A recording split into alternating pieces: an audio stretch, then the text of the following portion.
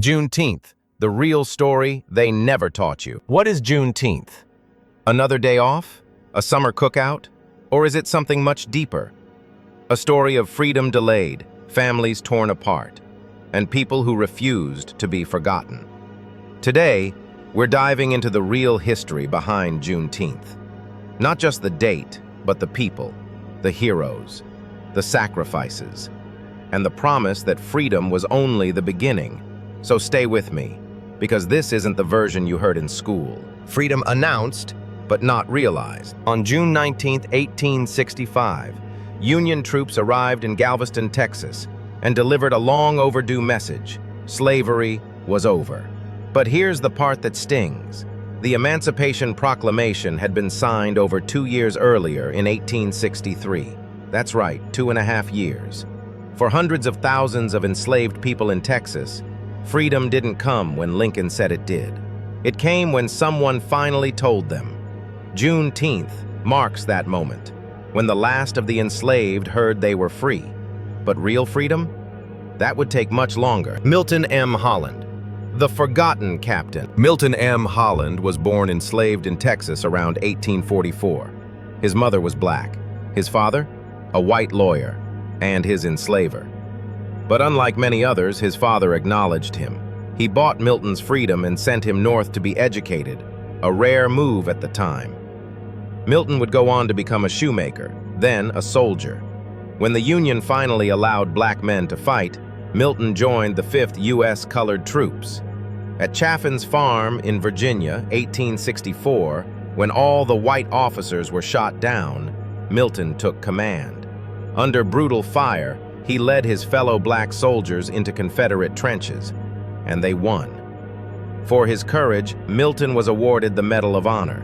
He was even promoted to captain, but the War Department refused to recognize it because he was black. Freedom? Maybe. Equality?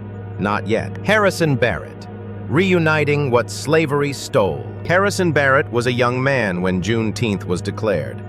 But for him, freedom didn't mean celebration. It meant searching.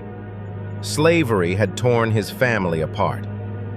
So he walked across Texas, following whispers, checking church records, asking strangers. One day, outside a church, he called a woman's name. She collapsed in his arms. It was his sister. By 1889, Barrett had found over a dozen lost relatives, but he didn't stop there. He built a settlement, Barrett's Settlement, where former slaves could live free, own land, and raise families on their own terms. Juneteenth wasn't just the day he was free. It was the day he had the right to find his people and the power to rebuild a life together. Jack Yates, freedom at any cost. Jack Yates was already free in 1863, thanks to the Emancipation Proclamation. But his wife and children had been taken to Texas by their enslaver, who refused to let them go. What did Jack do? He voluntarily went back into slavery, just to be with his family. After Juneteenth, Yates broke free again, but this time he built something powerful. He taught himself to read and write in secret, then taught others. He became Houston's first black Baptist minister, preaching not just faith, but education, money management, and land ownership.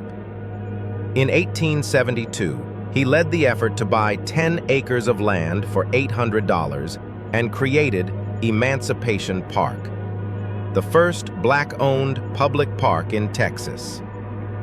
A place where Juneteenth could be celebrated in dignity on black-owned soil. Callie House, the first to demand reparations. Callie House was born enslaved.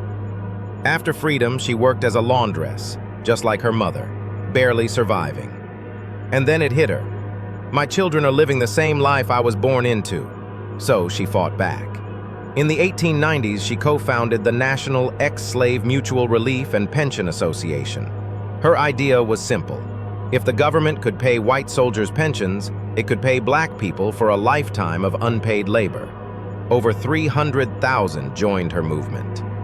But the U.S. government wasn't ready. They didn't arrest her for theft.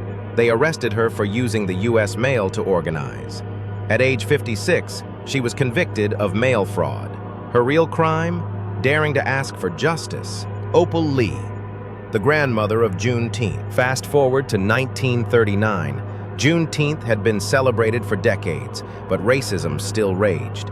In Texas, 12-year-old Opal Lee's house was burned down by a white mob on Juneteenth, but she refused to live in silence. Decades later, in her 80s, Opal Lee began walking 2.5 miles in each city she visited, symbolizing the 2.5 years freedom was delayed. She walked all the way to Washington, D.C. Her message: Juneteenth deserves recognition. Freedom deserves respect. History deserves truth. Over 1.5 million people signed her petition. And in 2021, standing beside the president, Opal Lee watched Juneteenth become a federal holiday. Juneteenth is not just a celebration. It's a reminder that freedom was not given. It was fought for. That justice was not immediate. It was demanded. And that the struggle didn't end in 1865. It continues. Milton, Harrison, Jack, Callie, Opal. Their stories are woven into the fabric of Juneteenth and into the ongoing fight for equality, dignity, and recognition. So now, I want to hear from you. Did you learn something new today? Have a Juneteenth story of your own? Drop it in the comments. Hit like if you believe these stories matter. Subscribe if you want more powerful, untold history that brings the past to life. Because remembering isn't enough. We honor history by learning it and by passing it on.